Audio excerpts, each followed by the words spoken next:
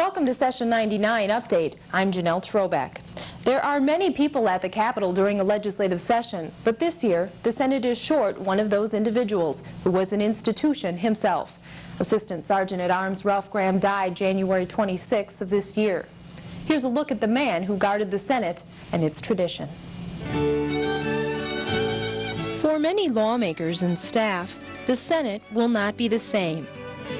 Many will miss that familiar figure leaning up against the back door of the chamber, while senators speak to the issues of the day. Assistant Sergeant at Arms Ralph Graham started working for the Minnesota Senate in 1965, continuing family tradition. His father Charles worked under 7 governors, dating back to the days of Floyd B. Olson. His brother Robert also worked as a sergeant until his death in 1994. It's not Ralph's 33-year career with the Senate that people remember most. It's what he did with those 33 years while working in one of Minnesota's most historic places.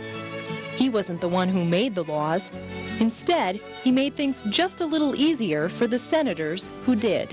The word was out that if you needed to cash a check, you didn't have to go downtown, you didn't have to go to the treasurer's office, go see Ralph.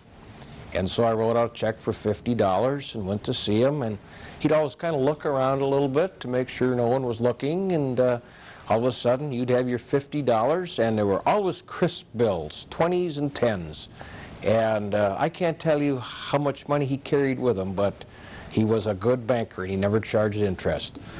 Ralph was known for his good nature and sense of humor, unless you didn't follow the rules. Rules established by senators to keep things businesslike in the Senate. I wasn't here at the time, but I remember hearing a story about someone came onto the Senate floor and didn't have a jacket. And he wouldn't let them on until they had a jacket on.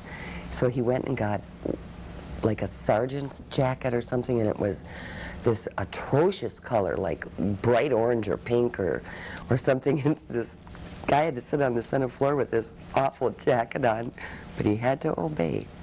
And Mr. Graham had quite an intriguing inventory of neckties in his little back room. I mean, they were Florian Chmielewski specials. They were about that wide, and he'd make those House members put them on.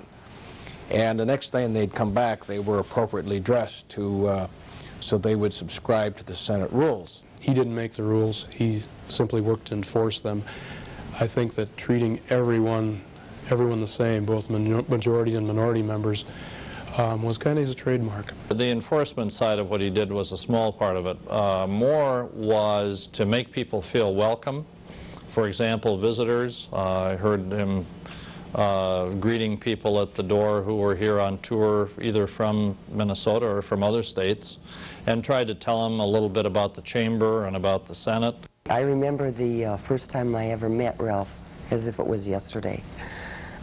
I had started working for Senator Keith Langseth back then, 15 years ago, and I was walking around the Capitol one day, just taking in the grandness and the history, and Ralph wanted to know what I was doing.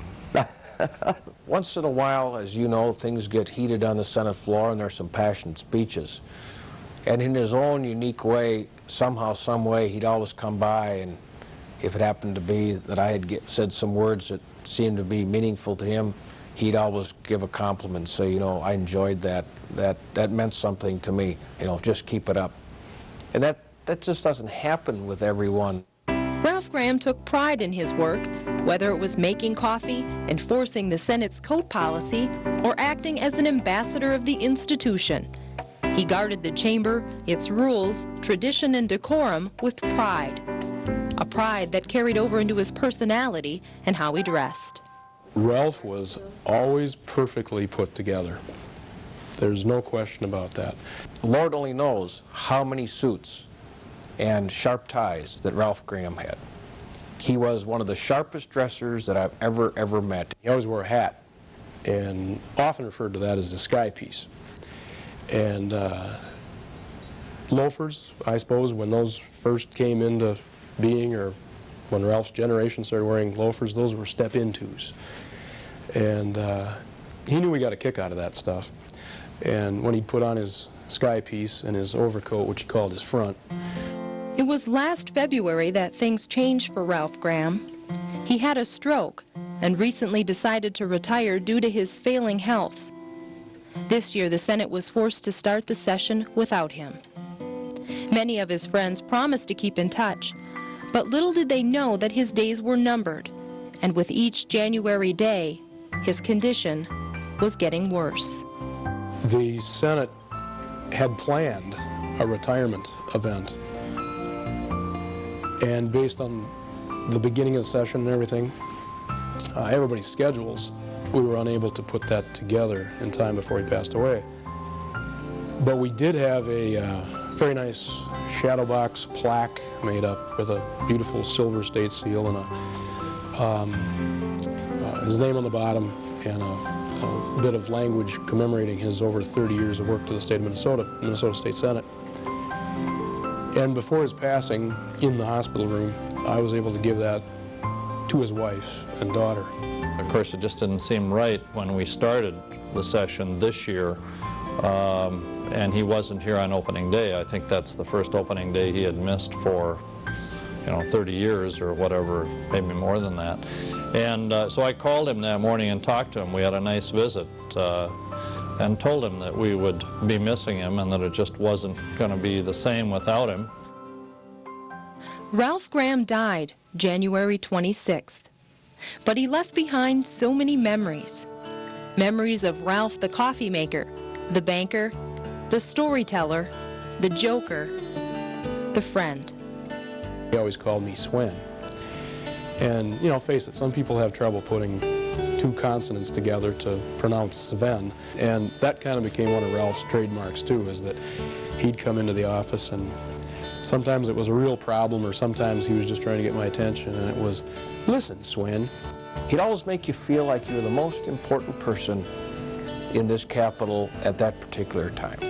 Well, I know that I definitely will miss his hugs, his smiles, his never failing friendship. Just a super, super person.